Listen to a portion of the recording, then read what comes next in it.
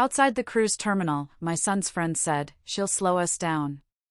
The words were not whispered, not even softened by hesitation, but thrown out casually, as if I weren't standing there with my hand still curled around the handle of my suitcase. For a moment, I thought I'd misheard. The din of engines, the shuffle of people wheeling their luggage, the sound of gulls overhead, all of it crowded my ears.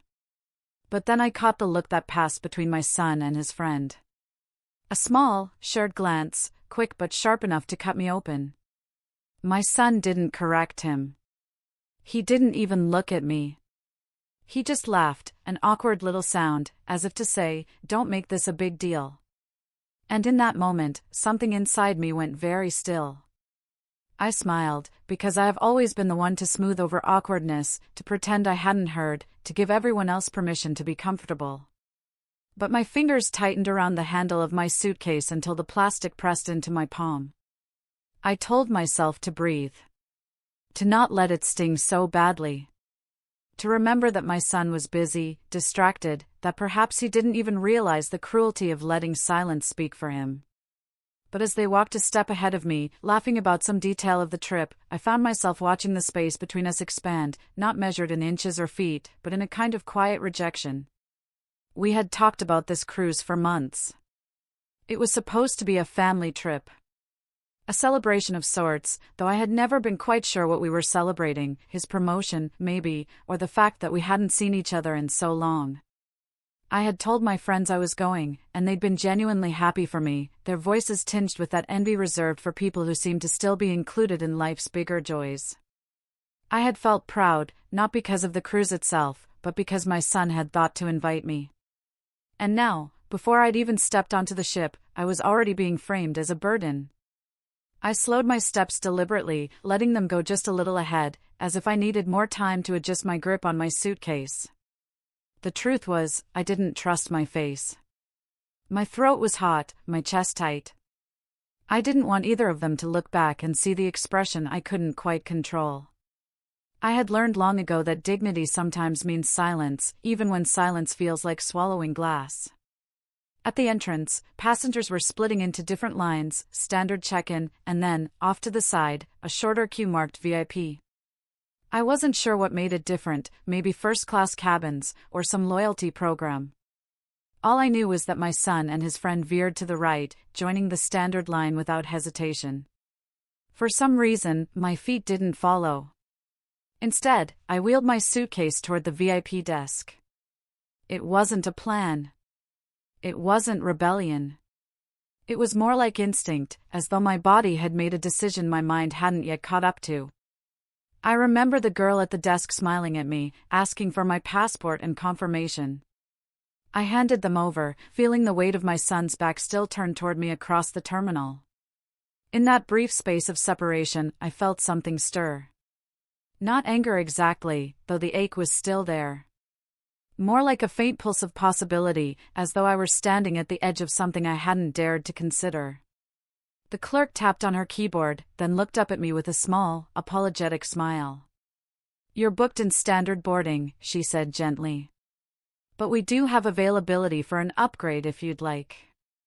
I didn't even know why I asked the next question, but the words came out before I could stop them. "How much is it?" The price she quoted was more than I had ever imagined spending on myself. For years I had calculated costs down to the last grocery item, making sure I stretched every dollar, every coupon. Even after retirement, even with a little savings tucked away, I still thought in terms of what was reasonable, what was necessary. But as she spoke, I realized how little of my life had ever been about choosing myself. It had always been about stretching for others, about saying yes when it was inconvenient, about absorbing the quiet dismissals without complaint. My hand didn't shake as I gave her my card. That surprised me. I half expected the old guilt to rise up, that voice that says, "You shouldn't. You don't deserve this. Save it for someone else." But it didn't come, or if it did, it was drowned out by something steadier. When she handed me the upgraded boarding pass, it felt absurdly heavy in my palm. I tucked it into my bag and walked toward the embarkation gate, not glancing once at the line where my son still stood with his friend, their backs turned. I wish I could say I felt triumphant in that moment, but the truth was quieter. It was more like standing in a draft after a door has closed, the air shifting around you in a way you can't ignore. I was aware of the ache, but also of the space that had opened up, the tiniest sliver of a path I hadn't seen before. On the gangway, as I stepped onto the ship, I thought about how many years I had allowed myself to be included only on someone else's terms. Invitations that made me feel like a tag-along, kindnesses that came laced with conditions. And suddenly, there I was, boarding not as an afterthought but as someone who had made a choice. It was a fragile beginning, but it was a beginning all the same. I didn't look back as I crossed the threshold onto the ship. For years, I had lived in the habit of looking back, checking if someone needed me, if I had forgotten something, if the people behind me were keeping up. But that morning, for reasons I still don't fully understand, I let my gaze remain forward. The air shifted instantly as I stepped aboard. The noise of the terminal, the shouting porters, the honking taxis, the impatient sighs of travelers, was replaced by a soft hum. Polished floors gleamed underfoot, the air smelled faintly of lemon polish and salt, and a string quartet played somewhere nearby, their notes delicate as sea glass. I felt as though I had walked not just onto a ship but into another version of my life, one I hadn't been planning for. A crew member in a crisp uniform guided me toward the elevator for VIP passengers. I clutched my boarding pass tightly, as though someone might snatch it away if I let go. My heart pounded in a way that had nothing to do with stairs or exertion. It was the strange rush of stepping out of line, literally and figuratively, and realizing no one had stopped me. In the mirrored elevator, I caught sight of myself. My hair, which I had styled carefully that morning, had frizzed a little in the humidity. My blouse was tucked neatly into my slacks, but the collar slouched slightly, as if it too were tired of being pulled into shape. I looked like what I was, a woman of my age who had spent decades making herself small in order to fit into other people's spaces. For the first time in a long while, I met my own eyes and didn't look away. My upgraded cabin was more than a room. It had a small balcony that opened onto the water, where sunlight fractured across the waves. The bed was wide, draped in clean white linen. A vase of orchids sat on the table, their petals pale as porcelain. I placed my suitcase in the corner and sat on the edge of the bed, the silence pressing in around me. I thought I should feel giddy, but the truth was murkier. Beneath the thrill, there was sorrow, heavy, familiar sorrow, that I had been forced into this moment not by choice but by dismissal. I wanted to believe I had claimed something, but a voice in me whispered, "You only turned away because they turned you away first." I lay back against the pillows and let the tears come. Not the wild sobs of youth but the steady, quiet tears of someone who has carried too much for too long. They soaked into the corners of the pillow, leaving faint crescents of damp. I let them flow until the ache in my chest softened. After a while, I rose, splashed cold water on my face, and reapplied a touch of lipstick. Small acts of restoration. Then I opened the balcony door. The sea stretched out endlessly, the horizon drawn like a promise. The gulls had thinned away, replaced by nothing but the rhythmic hush of waves slapping against the hull. The ship hadn't yet moved, but I could feel it vibrating faintly beneath my feet, impatient, ready. A thought occurred to me then, sharp and uninvited: no one knows where I am.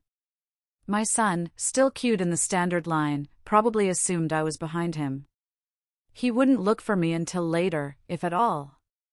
His friend's careless remark would already be forgotten, swept into the tide of their laughter. And yet here I was, in a different corridor, a different world.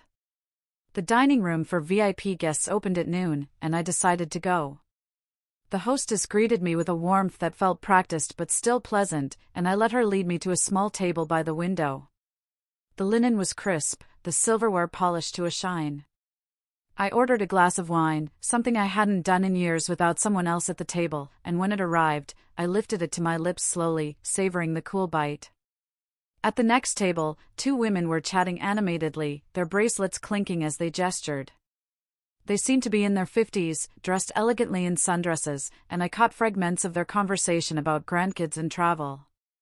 I felt both invisible and oddly comforted by their presence, as if I had stumbled into a circle I might someday belong to if I dared.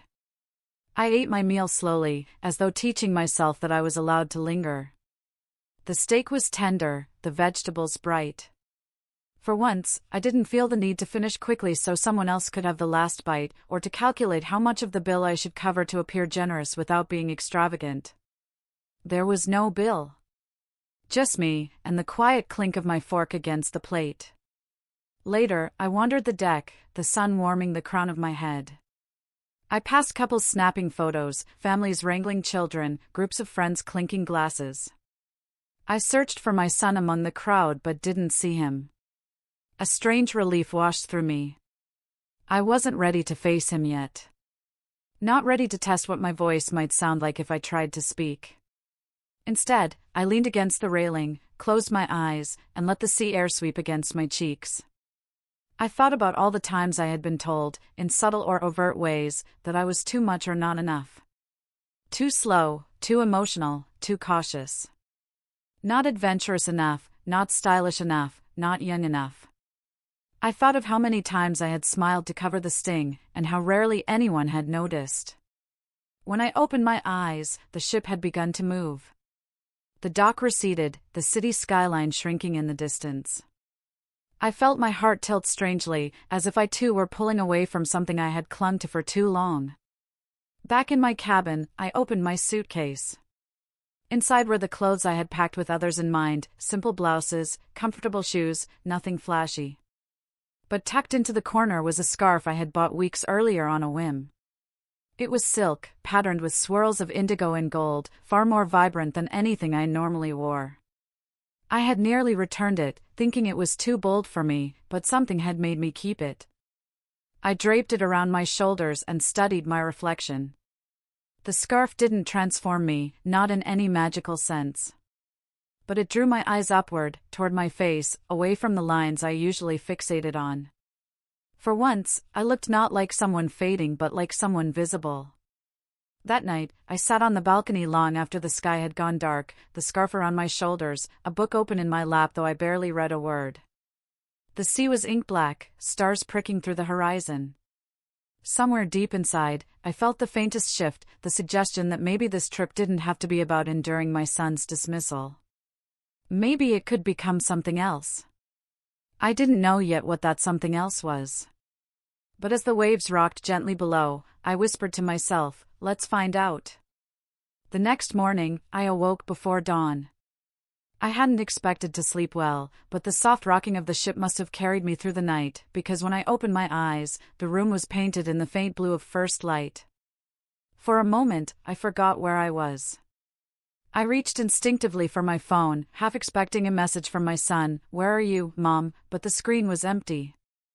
I rose, slid open the balcony door, and stepped into the cool air. The sea stretched endlessly, a sheet of rippling pewter under the rising sun. The sight filled me with something I hadn't felt in years, stillness that belonged only to me. No voice calling from the kitchen, no list of tasks waiting to be crossed off. Just the hush of water and the taste of salt in the air. By the time I went down to breakfast, the dining room buzzed with conversation. Families huddled at tables, children balancing pancakes on forks, couples leaning close over coffee. I found a corner seat by the window. When the waiter asked if anyone would be joining me, I shook my head, trying not to sound apologetic. "Just me," I said, the words catching slightly in my throat. As I sipped my tea, I saw my son across the room. He was with his friend and two young women I didn't recognize. They laughed loudly, their plates piled high, their arms draped casually across the backs of their chairs. I froze, unsure whether to wave. He glanced up briefly, his eyes skimming the room, and for a second I thought he might see me. But he didn't. Or maybe he chose not to. I told myself I shouldn't expect anything. He was grown, busy, with his own life. Still, the sting cut deep. There was a time when I had been the center of his world, bandaging skinned knees, cheering at school plays, staying awake through long nights of homework. And now I was furniture, background, something he could overlook without effort. When I finished my breakfast, I lingered for a while with my teacup, watching the sea drift by. A woman at the next table leaned toward me with a gentle smile. She had short silver hair and wore a linen dress the color of sand. "First cruise?" she asked. I hesitated, then nodded. "Yes." Her smile widened. "Mine too. My daughter booked it for me, but she couldn't come at the last minute. Work, you know. So here I am, alone, but determined not to waste it." She laughed softly, and I found myself smiling back. Her name was Margaret. We talked for nearly an hour, about trivial things at first, the weather, the ship, the ports we would visit. But then she told me about her late husband, about how she'd spent years caring for him through illness, and how strange it felt now to travel without anyone to tend to. I listened quietly, because her story echoed parts of mine, though the details were different. We had both lived in service to others for so long that we weren't quite sure what to do with freedom when it arrived. When we parted, she touched my arm lightly. "Maybe we'll see each other again," she said. Something about the ease of her voice comforted me, as if being alone didn't have to mean being invisible. Later that day, I saw my son again, this time on the pool deck. He was stretched out in a lounge chair, sunglasses on, drink in hand, surrounded by laughter. I almost kept walking, but something in me rebelled. I approached quietly and said, "Hello." He looked up, surprised. "Mom, hey. Where have you been?" I studied his face, trying to read if he meant it sincerely. "I checked in early," I said simply. "Oh." He shifted uncomfortably, glancing at his friend. "We thought you were behind us in line." "I wasn't," I replied.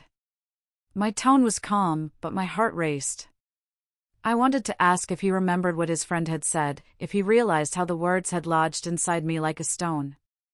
But instead, I sat down at the edge of a nearby chair, keeping my voice steady. "I've been exploring." He nodded, already half distracted by the conversation around him. "That's good. We've been having fun." Then he turned back to his friends, laughter bubbling again as though I had never been there. I sat for a few more minutes, the sun hot on my shoulders, the sounds of splashing children rising from the pool.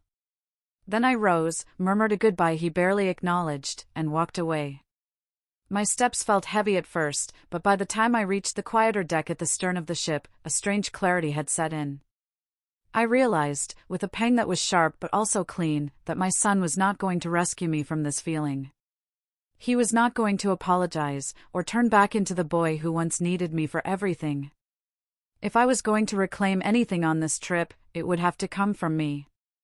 That afternoon, I signed up for a watercolor class advertised in the daily schedule. It wasn't something I had planned, but the thought of sitting among strangers with paintbrushes in our hands felt safer than drifting in my cabin alone. The instructor, a cheerful man with paint-splattered hands, handed each of us a small kit.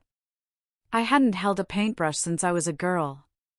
The first strokes were awkward, hesitant, my hand trembling slightly. But as the minutes passed, I found myself absorbed in the swirl of color spreading across the paper. The ship rocked gently, and my brush moved with it, creating patterns I hadn't intended but didn't mind. At the end of the class, I held up my painting, a clumsy rendering of the sea, the horizon tilting unevenly. I almost laughed at how childlike it looked. But Margaret, seated 2 chairs away, leaned over and said, "It's beautiful. You've captured movement." I felt a small warmth spread through me. Maybe she was just being kind, but even so, it mattered. For once, I had done something not for anyone else, not to please or to meet a need, but simply because I wanted to. That evening, I dressed for dinner with unusual care. I chose the indigo and gold scarf again, pairing it with a black blouse that suddenly looked less plain against its brightness. When I entered the dining room, I didn't look for my son. Instead, I joined Margaret at her table, and we talked through the meal as though we had known each other longer than a day. Later, walking back to my cabin, I passed my son in the corridor. He was laughing with his group, a woman's hand tucked into his arm. For a moment, I felt the old ache again, the reminder of where I did not fit. But then I remembered the brush in my hand, the colors spreading across the page, and the scarf warming my shoulders. The ache didn't disappear, but it softened. Back in my room, I opened the balcony doors and let the night air in. The sea was dark and endless, but instead of fear, I felt possibility. I realized I was no longer waiting for my son to look for me. I was beginning, slowly, to look for myself. The fourth day at sea began with a silence I hadn't known in years. No alarm clock, no urgent voices, no list waiting on the kitchen counter. Just the soft knock of waves against the hull and the hum of the ship's engines. I lay there for a while, staring at the ceiling, letting the stillness seep into me. For so long my mornings had been dictated by others, children who needed breakfast, a husband who needed his shirts pressed, obligations that loomed before my feet even touched the floor. Now, no one needed anything from me. The freedom was startling, almost disorienting. I dressed in light slacks and a simple blouse, wrapping the indigo scarf around my neck, not for anyone else's eyes but for my own. When I stepped into the corridor, the ship already buzzed with activity, laughter spilling from the elevators, the shuffle of sandals on the carpet, the scent of coffee drifting from the cafe. At breakfast, Margaret waved me over. She was already seated with a plate of fruit, her eyes bright. "Come," she said warmly, as though we were old companions. I slid into the chair across from her, grateful. We talked easily, about the port we'd visit that afternoon, about the books we were reading. I found myself laughing more than I expected, my voice freer, less cautious. With Margaret, there was no undercurrent of judgment, no need to measure my words. She listened, truly listened, in a way I hadn't felt in years. Afterward, we decided to walk the deck together. The sun was sharp, the sea glittering so brightly it almost hurt the eyes. We leaned on the railing, hair whipping in the breeze, and she said something that stuck with me. "It's strange, isn't it? How we spend decades being indispensable, only to become dispensable." I looked at her, startled by the rawness of her words. She shrugged, as if to soften them. "Don't misunderstand, I don't mean we aren't valuable. But once our children grow, once our partners go, the world doesn't look at us the same way. We become background." Her words cut deep because I recognized myself in them. Yet there was no bitterness in her tone, only a kind of quiet acceptance. And something in me shifted. If invisibility was inevitable, perhaps the challenge wasn't to fight it but to decide how to live within it. Later that afternoon, when we docked at a small coastal town, I hesitated before disembarking. My son would surely be going ashore too, though I had no idea with whom. For a moment, I considered staying behind, avoiding the possibility of another casual dismissal. But then I thought of Margaret's words, and of the scarf around my neck, and I decided not to hide. The town was a tumble of narrow streets lined with pastel houses. Market stalls spilled with handmade jewelry, scarves, bottles of local wine. Margaret and I wandered together, pausing to finger bracelets or admire embroidered linens. I bought a small pendant shaped like a wave, nothing extravagant, but it felt like a token, a quiet acknowledgement of where I was and who I was becoming. At one point, I spotted my son across the square. He was with his group, laughing loudly, a beer bottle in hand. He didn't see me. Or maybe he did and chose not to wave.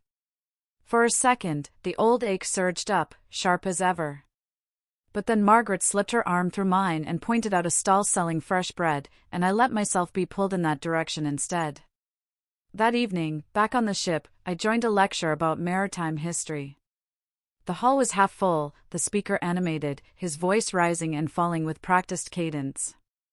I sat among strangers, notebook in hand, jotting down small details I found interesting. I realized with a jolt that I couldn't remember the last time I had sat in a room to learn purely for myself, not to help with homework, not to guide someone else, but simply to satisfy my own curiosity. It was like tasting a forgotten flavor. When the lecture ended, I didn't rush back to my cabin. Instead, I wandered into the piano lounge, where soft music curled through the air. I ordered a small glass of sherry, the amber liquid glowing in the dim light. For the first time in years, I sat alone in public without feeling out of place. My solitude wasn't shameful, it was simply mine. But of course, loneliness still lingered, like a shadow that followed even in bright light. Later, as I returned to my room, I saw my son again. This time, he caught sight of me. "Hey, Mom," he called, his voice cheerful, perhaps softened by drink. "You having fun?" I paused. His friends glanced over politely, their smiles quick, practiced. I felt all the old instincts rise, to reassure him, to tell him yes, of course, I was fine, I was grateful. But I surprised myself. "I am," I said simply. "Very much." And then I kept walking, leaving him standing there with his friends. My heart hammered in my chest, but there was a lightness too, a strange pride. For once, I hadn't asked for his approval. I had simply spoken my truth. That night, I couldn't sleep. I sat on the balcony, the sea stretching black and endless. The stars shimmered, cold and brilliant. I thought about the years I had spent making myself small, making room for everyone else. And I wondered how much of my life was left, and what I wanted to do with it. A memory surfaced, me, years ago, standing in the kitchen late at night, folding laundry while everyone else slept. I had held one of my son's shirts against my cheek, breathing in his scent, knowing how fleeting childhood was. I had felt so full of love it almost hurt. And now, decades later, here I was, holding not shirts but scraps of myself, wondering if there was still time to stitch them back together. The sea answered only with its steady hush, but somehow that was enough. By the 5th day, the rhythm of ship life no longer felt foreign. I had learned the daily schedule, discovered which decks were quiet in the morning, which lounges were lively at night. I had slipped into a pattern that was mine, not borrowed or dictated. My son might still have been somewhere on board, moving through his own orbit, but I no longer orbited him. That morning, I went to a yoga class on the observation deck. I had nearly talked myself out of it. I hadn't done yoga in years, and the thought of wobbling in front of strangers was daunting. But something pushed me forward, the same small voice that had led me to the VIP desk that first day. So I rolled out a mat, stretched stiff limbs, and let my body remember movements it had once known. I wasn't graceful, but I was present. When the instructor ended with a gentle bow and the word namaste, I whispered it back, my throat tight with unexpected gratitude. Afterward, I walked the deck slowly, my muscles humming, the morning sun warm on my skin. For the first time in a long while, I felt aware of my own body, not as something aging, slowing, betraying me, but as something alive, carrying me still.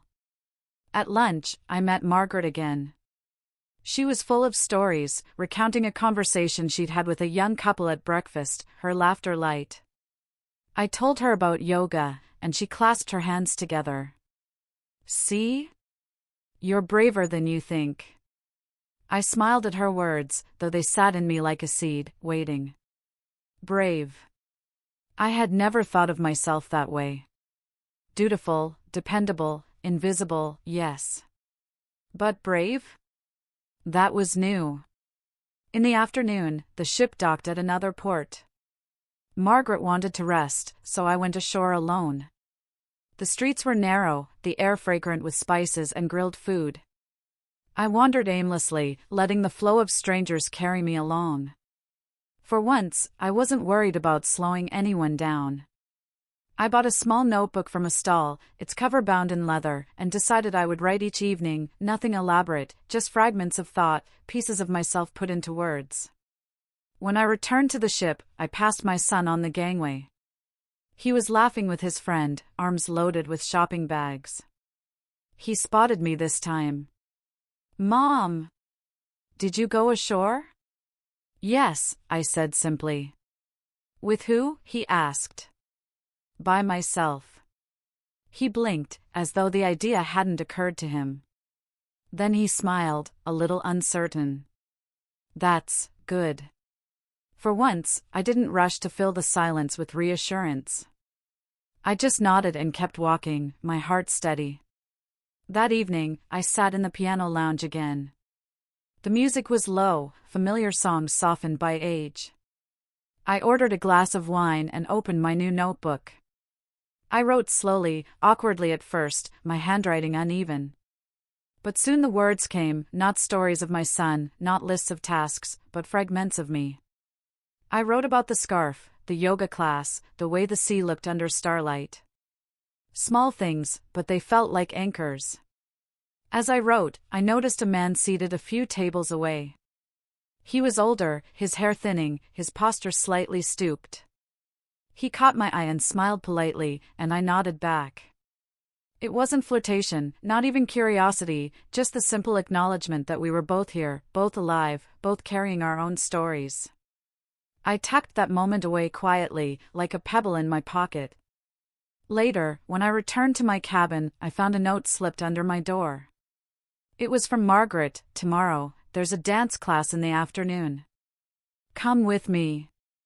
I almost laughed aloud. Me, at a dance class? My feet had never been graceful, and I had long since stopped thinking of myself as someone who belonged on a dance floor. But I left the note on the desk, and before I slept, I found myself smiling at it. The next day, I went. Margaret was already there, beaming, her dress flowing lightly as she tapped her foot to the rhythm. The instructor was young, his energy boundless, his instructions simple. It's not about perfection, he said. It's about letting the music move you. At first, I was stiff, self-conscious. But Margaret took my hand, laughed when we stumbled, and urged me on. Soon, I was laughing too, the sound spilling out of me like something long locked away. We turned, stepped, missed beats, recovered. And for the first time in years, I felt joy that wasn't borrowed from anyone else. It was mine. After class, flushed and breathless, I stood by the window sipping water. The sea glittered outside, endless and indifferent. Margaret squeezed my shoulder. You looked radiant, she said. The word caught me off guard. Radiant. I wanted to dismiss it, to wave it away. But instead, I let it linger. That evening, I dressed for dinner with unusual care. I chose a deep blue blouse, paired with the gold in my scarf. As I walked to the dining room, I passed my son and his friends in the corridor. They were heading somewhere else, their voices loud, carefree. My son glanced at me and said, "Mom, we're going to a show later, if you want to join." The offer was casual, almost an afterthought. But for the first time, I didn't feel the urge to clutch at it. "Thank you," I said. "I already have plans." And I walked on. Inside, Margaret was waiting at the table, her smile warm. We ate slowly, talking about everything and nothing. At one point, I glanced toward the windows, where the sea stretched endlessly, and I realized something that made my throat tighten. I hadn't thought of myself as a burden all day. Not once. Back in my cabin that night, I opened my notebook again. I wrote about the dance, about laughter bubbling from my chest like water. I wrote about saying no to my son without apology. And as the words filled the page, I felt a clarity settle in me. This cruise had begun with an exclusion, a wound sharp enough to cut. But somewhere along the way, I had stepped out of that shadow. My son might still see me as someone who slowed him down, but I had learned otherwise. I had learned that my pace was mine, and it was enough. I closed the notebook, placed it gently on the bedside table, and whispered to myself, "I am enough." The words didn't feel like a mantra yet, but they felt possible. And that was more than I had dared hope when the trip began. On the last morning of the cruise, I stood on my balcony before dawn, the scarf wrapped around my shoulders, my notebook resting open on the railing. The sea stretched dark and endless, the horizon just beginning to pale. I could hear the faint shuffle of crew members preparing the ship for docking, the soft clatter of trays and carts. The air carried the smell of salt and distant land. I had grown used to these mornings, quiet, unclaimed hours when the ship still slept. They had become a kind of sanctuary, a space where I could hear my own thoughts without interruption. I had filled pages in the little leather-bound notebook, not with polished words but with fragments, glimpses of myself I hadn't realized were still alive. Sometimes only a sentence, "I danced today." The sea looked silver under the moon. I am enough. Small, imperfect truths, but they were mine. Later, as I wheeled my suitcase through the corridor, I passed my son. He was with his friend, laughing about something on his phone. When he saw me, he smiled, a little too brightly, and said, "Hey, Mom, did you have a good time?" I studied him for a moment, my heart both tender and tired. He looked so much like the boy I had raised, the curve of his mouth, the brightness in his eyes, but he was also someone else now, someone with his own world, his own pace, a world that didn't always have room for me. "Yes," I said softly. "I did." He nodded, satisfied, already turning back to his conversation. And for once, that was enough. I didn't need him to understand the details, the small victories, the nights on the balcony whispering truths to myself. They were mine to keep. At the terminal, passengers spilled out into the bright chaos of taxis and buses, luggage wheels clattering on the pavement. Margaret found me in the crowd, her face warm. We hugged tightly, the kind of embrace that comes when two people recognize something kindred in each other. "Write to me," she said, pressing a slip of paper with her address into my hand. "I will," I promised. And I meant it. Then we parted, swallowed by the noise of the city. On the ride home, I stared out the window as buildings blurred past. The cruise already felt like a dream, a stretch of days suspended between past and future. Yet I carried proof with me, the notebook heavy in my bag, the scarf draped around my neck, the pendant cool against my chest. Tokens, yes, but more than that, reminders that I had chosen myself, if only in small, stubborn ways. When I reached my house, the familiar silence settled around me. For years, it had felt heavy, almost accusing. But now, stepping inside, I noticed something different. The quiet no longer felt empty. It felt spacious, like a room waiting to be filled. I unpacked slowly, placing the scarf carefully in the drawer, the notebook on the desk. Then I made a cup of tea, the steam rising in soft spirals. I carried it to the table and sat, listening to the faint tick of the clock. I had done the same thing thousands of times before, poured tea, sat alone, but this time, it didn't feel like absence. It felt like presence. In the weeks that followed, I found myself keeping the small rituals alive. I walked to the park in the mornings, letting the sun warm my face. I went to the library, checked out books simply because they caught my eye. I signed up for a painting class at the community center, my hands trembling but eager. And each night, before bed, I wrote a line or two in the notebook. Not because anyone would read it, but because it reminded me that my voice mattered, even if it only echoed back to me. Sometimes, of course, the ache returned. There were evenings when I wished my son would call just to ask how my day was, when I longed for the sound of laughter in my kitchen again. There were moments when the weight of years spent in service to others pressed heavily against my chest. But now, the ache didn't swallow me whole. I could sit with it, acknowledge it, and still reach for my scarf, my paintbrush, my pen. One afternoon, while walking through the market, I caught sight of a mother and her young boy. He tugged at her hand, pointing excitedly at a display of bright balloons. She laughed, bending to his height, her face lit with love. The sight brought tears to my eyes, not out of envy, but out of memory. I had been that woman once. I had lived that joy fully. And though it was gone, it was still mine. That night, I wrote in my notebook, "Love does not vanish. It changes shape." Months later, I would still find myself tracing back to that moment at the cruise terminal, when my son's friend said, "She'll slow us down," and my son's silence had cut deeper than the words themselves. It would always hurt, I think, there's no denying that. But now, when I remembered, I also remembered what had followed, the choice to wheel my suitcase to the VIP desk, the trembling courage of saying yes to myself for the first time in years. Life doesn't offer many clean breaks. We don't wake up transformed in a single morning. But sometimes, in the shadow of someone else's dismissal, we find the faint outline of our own becoming. On the final page of my notebook, I wrote a single sentence, "I am not waiting to be invited anymore." And then I closed it, set it gently on the shelf, and poured myself another cup of tea. The house was quiet, the evening cool. Outside, the last light faded over the horizon. and for the first time in a long, long while, I felt not diminished but whole.